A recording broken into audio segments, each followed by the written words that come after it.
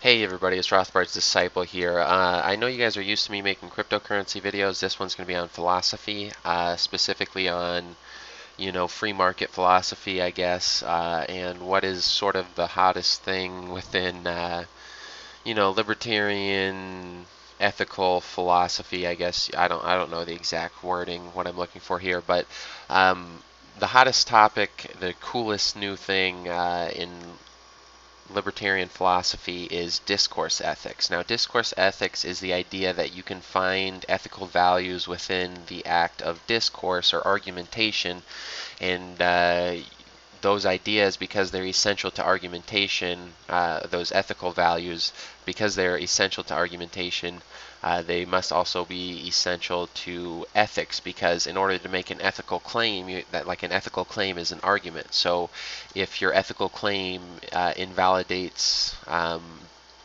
values that are necessary for argumentation, then your ethical claim must be invalid. Okay, and so it's a way of doing some what I would call logical kung fu, where you're just like, oh yeah, well, if you can make an argument, then that means you already agree with, my ethical statements here. Now, Hans Hermann Hoppe and Stefan Molyneux both try to do this, and they both sort of fail to some extent. They both have little snippets of real good stuff in their arguments, but they sort of miss the mark slightly. And I'm going to talk to you specifically why, Hans Hermann Hoppe does and the Stefan Kinsellas of the world, because there's more people, I think, that sort of view that as an objective proof of libertarian ethics, and it's like rather than Molyneux's proof. And neither of them are. And so I want to specifically talk about Hoppe's claim, and Stefan Kinsella is one of the biggest proponents of it. And Stefan Kinsella, he's also an anti-intellectual property advocate, I guess you could say. He advocates for the abolishment of all IP laws, and his basic argument is that ideas can't be owned, and I agree with that. However, just because the idea itself doesn't mean or can't be owned doesn't mean that a portion of the idea can't be owned. Okay. It's like with the Earth. When you own land, you only own a small actual bit of the land. If you actually went to the Earth's core, there's a huge amount of land down there below, but you only own a small bit of it. And just because you only own a small bit of, Earth's land doesn't mean that you don't own any of it. You know what I'm saying? But let's go ahead and talk through why you cannot be, it's literally impossible to try and have, or to say that you're an advocate of discourse ethics and to also be anti-intellectual property. And so the reason why you have to believe in intellectual property, at least at some level, in order to have a valid argument from argument, is what Hoppe calls it.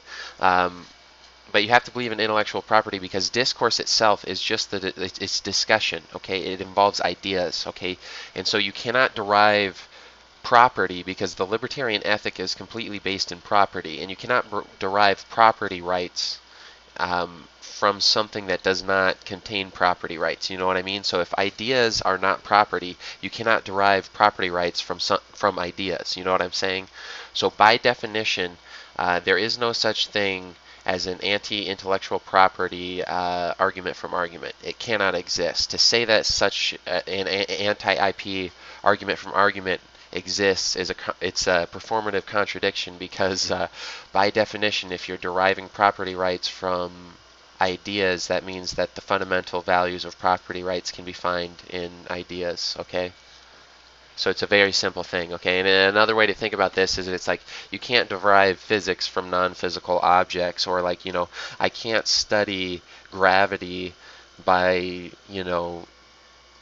studying something that's not gravity, I guess. You know what I mean? Like if I want to figure out the gravitational constant, I have to derive that from things that are affected by gravity. I would not go to things that are not affected by gravity to try and derive the gravitational constant.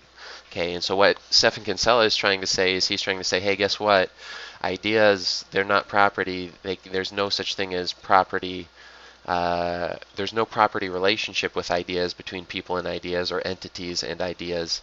But yet somehow he's deriving property rights from the discussion and exchange of ideas, and it's like you can't do that because in order for you to derive property rights from the discussion and exchange of ideas, property rights must exist in the discussion and exchange of ideas, okay? And so the argument that I've made before, and I have other videos on this, and I'm not going to go into this in detail because discourse ethics as a whole is it's a pretty complex topic, and so I just want to cover this one thing. I just want to cover the mistake that Kinsella makes when he says, you know, hey, I'm anti-IP, but I derive property rights from ideas. It's like, nope, you can't do that. Those two statements, they do not work together. That's performative contradiction. Okay, you can't say that like the one statement has to be true or the other is not. You know what I mean? Or technically speaking, yeah, whatever. If you have discourse ethics, that means that you derive property rights from ideas, so ideas are properties, you know, so it's a performative contradiction.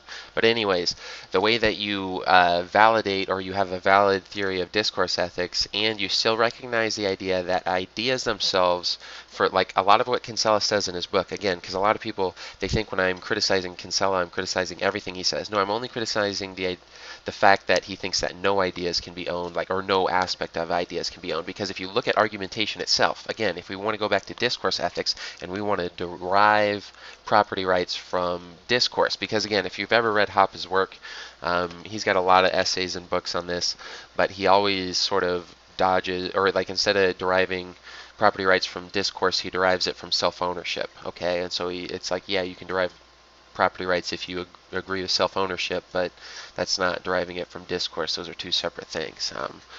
But anyways, if we go to the Austrian definition of what ownership is, the Austrian definition, like the philosophical definition of ownership, is having the exclusive control over some sort of object or good. And so the way that you prove this ownership relationship within ideas, and again, this is the only aspect of IP that I think is valid. It's a very small aspect, but it is this aspect, is that if you and I are arguing, so let's say Stefan Kinsella and I are arguing, right? So there's a lot of people who agree with Stefan Kinsella, and their argument is that IP does not exist. What I am saying is that each person who argues that IP does not exist owns their own argument, okay? So even though their argument might be identical, like Stefan Kinsella might have people who have the exact same argument he does, but each individual person has a personal relationship with their argument. And the whole reason that they have to have a personal relationship with their argument where they say, hey, this is what I believe, is because the purpose of an argument is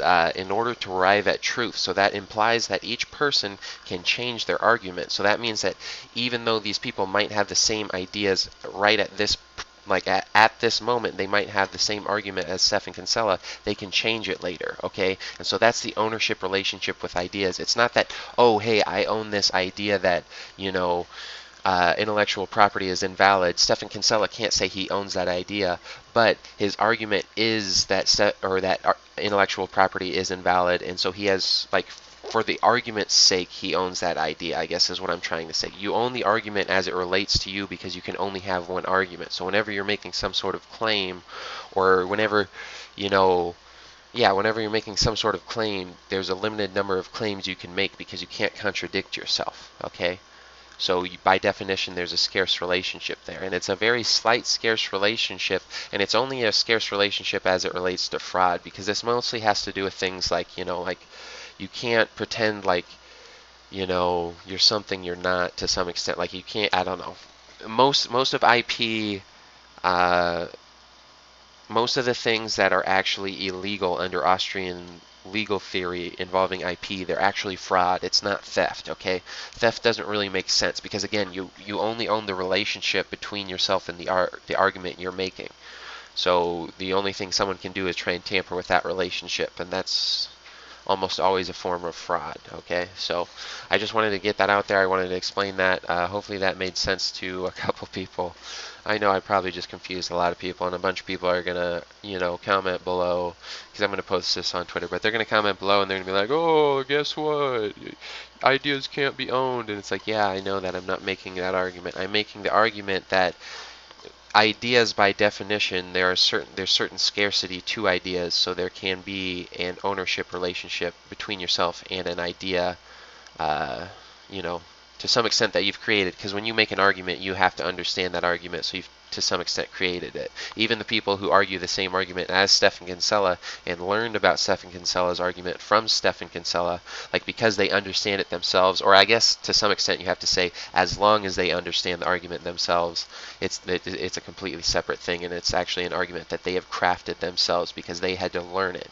You know, Stephan Kinsella taught it to them, which is a different skill, and that's, you know, good on him, because his books are actually very good and they will challenge you. I recommend them, but you know, when you make an argument, you to some extent create that argument, and I'm just saying that you know, that's a valid creation of that argument only to the extent that you say, hey, this is mine and I understand it, okay? You know, in order for an argument to occur, they have to understand their argument, and all I'm saying is that when you sort of show that you've made, or when you show that you understand the argument, there's a slight property relationship in that showing that you understand it. It's almost like Lockean homesteading, where you're like, hey, look, I've publicly proved that this is my argument by stating my argument in a way that you can understand it, you know what I mean? So I've publicly proved it. That's Lockean homesteading of my argument. It doesn't mean that nobody else can argue what I'm arguing, it just means that this in particular is my argument, okay? But anyways, I guess that's all I have to say on this subject. I know it's a little different than what I usually go over, but I hope you enjoyed it as well, because it's important, especially for Bitcoin in general, because Bitcoin's really good with IP, and a lot of the people who come from the anarchist background really don't understand IP that well, and they think they do, and they're really mucking things up, because we could have millions of transactions, you know, per block per second just from IP things. No, actually, probably not millions of transactions per second. Per block, you could have millions of transactions. Definitely, for sure. And we're not getting near that scale right now. So, anyways, I hope you enjoyed this video. There will be more coming.